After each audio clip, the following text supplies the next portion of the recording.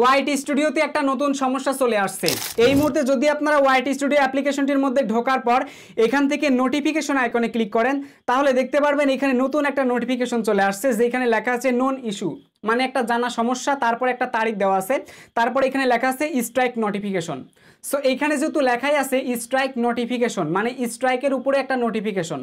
So আপনারা অনেকে আছেন ইতোমধ্যে আমাকে হোয়াটসঅ্যাপে নক দিয়েছেন, কান্নাকাটি শুরু করে দিয়েছেন, ভাই আমি নিজের ভিডিও আমার চ্যানেলে আপলোড করি, তারপরেও কেন আমাকে স্ট্রাইকের নোটিফিকেশন দিল, আমার চ্যানেলে কি আদৌ স্ট্রাইক আসবে? আবার যারা বিভিন্ন ধরনের ভিডিও নিয়ে কপি পেস্ট টাইপের ভিডিও তৈরি করেন, তারাও রীতিমতো ভয় পেয়ে গেছেন। এক কথায় সবাই ভয় পেয়ে গেছেন যে আসলে আমাদেরকে স্ট্রাইক দিবে কি দিবে না। সো আজকের এই ভিডিওতে বিস্তারিত জানতে পারবেন আপনারা। সো কথা না বাড়িয়ে চলুন আজকের ভিডিও শুরু করা যাক। তবে তার আগে ছোট্ট একটা রিকোয়েস্ট, যারা এখনো পর্যন্ত এই ভিডিওতে একটা লাইক দেন নাই, একটা লাইক করে দিবেন।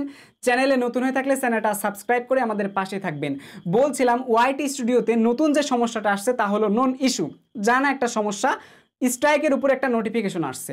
তো আপনারা ভয় পাওয়ার কোনো দরকার নাই, জাস্ট আপনারা এই অপশনটার উপর যখনই ক্লিক করে দিবেন তখন দেখতে পারবেন লোড হওয়ার পর নতুন একটা ওয়েবসাইট পেজে নিয়ে চলে আসবে, এবং আসার পরে দেখতে পারতেছেন এইখান থেকে ইতোমধ্যে গুগল এমপ্লয়ার ইতোমধ্যে অরিজিনাল একটা পোস্ট করেছে, দেখতে পাচ্ছেন রব ইউটিউব টিম থেকে এই পোস্টটা করেছে।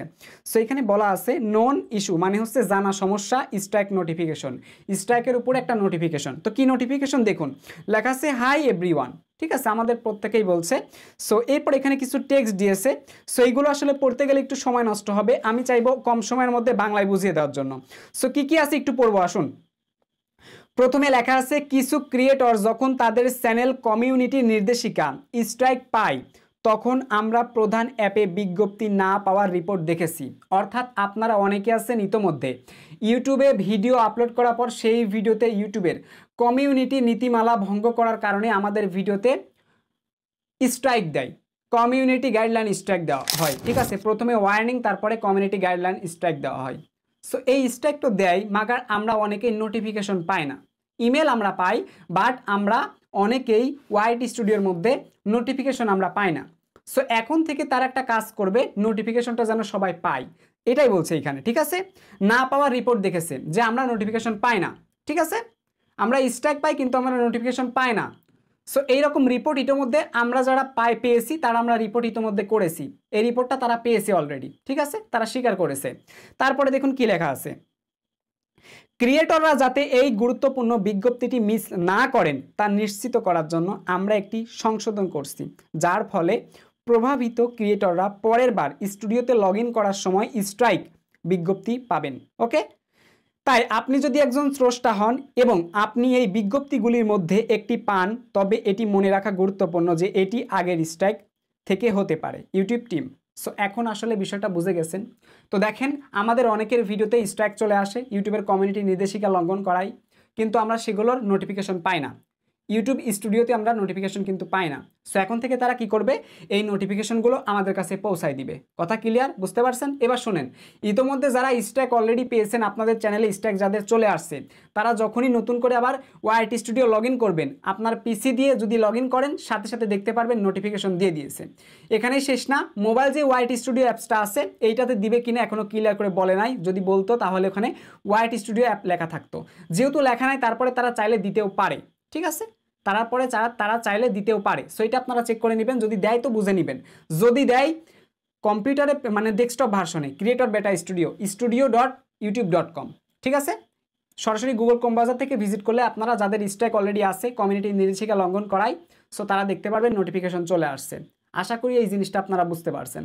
আর যদি ওয়াইটি স্টুডিও অ্যাপের মধ্যে দিয়ে দেয় তাহলে তো ভালো খবর, তাহলে আপনি নিজেই জানতে পারলেন, ঠিক আছে। তো দুইটাতেই আপনারা চেক করবেন, রিপোর্ট যেহেতু তারা পেয়েছে এটা সমস্যার সমাধানটা কাজ করতেছে, ঠিক আছে। এখানে একটা তারিখ দিয়েছে দেখতে পারতেছেন 28/8/2024, এই তারিখের এই সমস্যাটা ছিল, এই তারিখে এই সমস্যাটা ছিল, ওইটার সমাধানটা কিন্তু করা হয়েছে। এখন যদি আপনারা ঢোকেন ক্রিয়েটর বেটা স্টুডিওতে ঢুকলেই কিন্তু নোটিফিকেশন আপনারা পেয়ে যাবেন। নোটিফিকেশন দেখার পর আবার কেউ ভয় পাবেন না যে হয়তো আমার আবার স্ট্রাইক চলে আসছে, তারা এটাই বলছে আবার স্ট্রাইক চলে আসছে, এমন ভয় পাওয়ার দরকার নাই। চেক করলে দেখবেন আগের স্ট্রাইকের নোটিফিকেশন পুনরায় আবার দিয়েছে। সো আশা করি এই জিনিসটা বুঝতে পারছেন। তো এখন একটা সত্য কথা বলি আপনাদেরকে, সেটা হচ্ছে আপনার চ্যানেলে যদি আপনি অন্যের ভিডিও বা অডিও কপি করে যদি আপনার লং ভিডিওতে, শর্ট ভিডিওতে অডিও কপি করতে পারবেন, অডিও নিয়ে রিমিক্স ভিডিও বা যে কোনো ভিডিও শর্ট ভিডিও তৈরি করতে পারবেন, শর্ট ভিডিওতে কোনো স্ট্রাইক নাই, কিন্তু লং ভিডিওর ক্ষেত্রে যদি আপনি কারোর অডিও বা ভিডিও নেন তাহলে সেই বেচারা কিন্তু আপনাকে চাইলে স্ট্রাইক দিতে পারবে। আর 3টা কপিরাইট স্ট্রাইক আসলে আপনার চ্যানেলটা ইউটিউব থেকে ডিলিট করে দিবে, সে যত বড় চ্যানেলই হোক না কেন ডিলিট করে দিবে। আর কমিউনিটি গাইডলাইন স্ট্রাইকের ক্ষেত্রে আপনি ইউটিউবে যদি নীতিমালা ভঙ্গ করার মতো ভিডিও আপলোড করেন তাহলে সেই ভিডিওতে ইউটিউব প্রথমে ওয়ার্নিং দিয়ে রিমুভ করবে। একই ভুল বারবার আসলে বা ব্যতিক্রম ভুল আসলে, পলিসির মধ্যে যে ভুলগুলো আছে সেগুলো যদি আবার আসে তাহলে ভিডিও রিমুভ হবে এবং একটা করে অ্যাক্টিভ কমিউনিটি গাইডলাইন স্ট্রাইক পড়বে। একটা প্রথম স্ট্রাইক পড়ার পর আপনি 7 দিন কোনো ধরনের পোস্ট এবং ভিডিও আপলোড করতে পারবেন না, ঠিক আছে।